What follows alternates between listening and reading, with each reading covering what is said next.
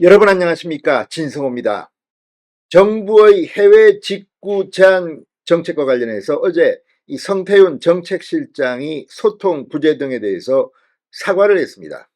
그런데 이 해외 직구 논쟁이 국민의힘 잠룡들 간의 전쟁으로 비화하고 있습니다. 이 정부의 이 해외 직구 제한 정책이 발표된 뒤 이 한동훈 전 비대위원장, 나경원 당선인, 뭐 유승민 전 의원 등이 비판 의견을 낸 바 있습니다. 안철수, 윤상현 의원 역시 비판적인 견지를 계속 지키고 있습니다. 그런데 여기에 오세훈 서울시장이 등장했습니다. 이들과는 전혀 다른, 그러니까 윤석열 정부를 옹호하는 듯한 그런 메시지를 냈습니다. 오세훈 시장이 이렇게 중앙정치에 구체적인 입장을 낸 것도 이례적이고, 한동훈 전 비대위원장이 침묵을 깨고 이 해외 직구 문제에 공개적으로 글을 올린 것도 이례적입니다. 자, 그동안 홍준표 대구시장은 한동훈 전 비대위원장의 당대표 출마 등과 관련해서 이 문재인의 사냥개, 애다, 상당히 이 감정적으로 격한 표현을 쓰며 한동훈 전 위원장을 비판해 온 바 있습니다.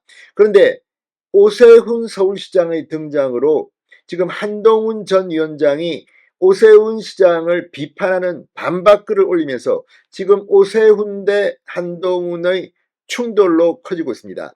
어제는 유승민 전 의원이 오세훈 시장을 비판했다가 오세훈 시장이 이 여당이 야당보다 더 하면 되겠느냐. 이 야당은 비판하는 게 그렇다 치지만 여당 중에는 야당보다 더 아프게 윤석열 정부를 비판한다는 취지의 글로 반박하기도 했습니다. 자, 지금 해외 직구에 대한 정책 논쟁은 제가 볼 때는 상당히 바람직합니다.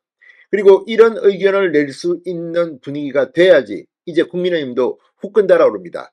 아무튼 해외 직구 논쟁, 이 한덕수 국무총리에 대해서 윤석열 대통령이 상당히 비판적인 행동을 취한 것으로 알려지고 있고, 성태윤 실장도 사과한 가운데 의외로 이게 지금 국민의힘 잠재적 잠룡들, 대권 후보들 간의 전쟁터로 비화하고 있습니다.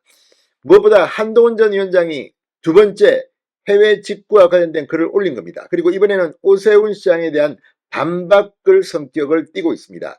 오세훈 시장은 한동훈, 유승민, 나경원 구체적인 실명을 거론하지 않고 여권 중진 정도의 표현을 썼습니다. 그러나 유승민, 한동훈, 오세훈이라는 단어를 입에 올리면서 비판을 했습니다. 한동훈 전 위원장은 오세훈이라는 이름을 쓰지 않고 서울시장이라고 표현했습니다. 자, 어쨌든 한동훈이 방금 전 오세훈 시장을 반박하는 그런 글을 올리면서 한동훈 대 오세훈의 충돌, 이렇게 두 사람은 거물들이 충돌하면서 다른 사람들이 지금 긴장하고 있을지도 모르겠습니다. 무엇보다 한동훈 전 위원장이 이렇게 공개적인 입장을 내면서 해외 직구 논쟁을 별도로 한동훈 전 위원장이 이제 몸을 푸는 것 아니냐. 그리고 한동훈 전 위원장이 도서관에서 사진이 찍히는가 하면 여러 가지 행동들이 포착되면서 한동훈 전 위원장에게 전문가가 붙었다. 이제 이 몸을 풀기 시작했다는 분석들도 나오고 있습니다. 실제 민주당은 지금 국회의장 후보 선출로 지금 지지율이 떨어지고 탈당 11,000명이 지금 탈당 신청을 했다고 하는데, 반대로 국민의힘은 해외 직구 논쟁으로 오세훈, 한동훈, 안철수, 나경원, 윤상현 이 잠룡들이 지금 후끈 달아오르고 있습니다. 또 어떤 의미에서는 오세훈 한 명과 나머지 그룹 간의 그런 충돌로 비화되고 있기도 합니다. 다 떠나서 이런 정책을 놓고 붙는 것, 이거는 바람직해 보입니다. 진성호의 직설 시작합니다. 방송에 앞서 아직 진성호 방송에 구독자가 아니신 분은 붉은색 구독 버튼 눌러주십시오. 더 좋은 방송으로 보답하겠습니다. 자, 이 정부의 안전인증이 없는 해외 직구 금지 정책 철회 논란을 두고 오세훈 서울시장과 이 국민의힘 유승민 전 의원이 설전을 어제 벌였습니다. 그런데 오늘은 한동훈 전 위원장이 참전했습니다.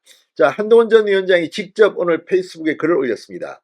서울시장께서 저의 의견 제시를 잘못된 처신이라고 하셨던데, 자유민주주의 사회에서 건설적인 의견 제시를 처신 차원에서 다루는 것에 공감할 분이 많지 않을 것이라고 말했습니다.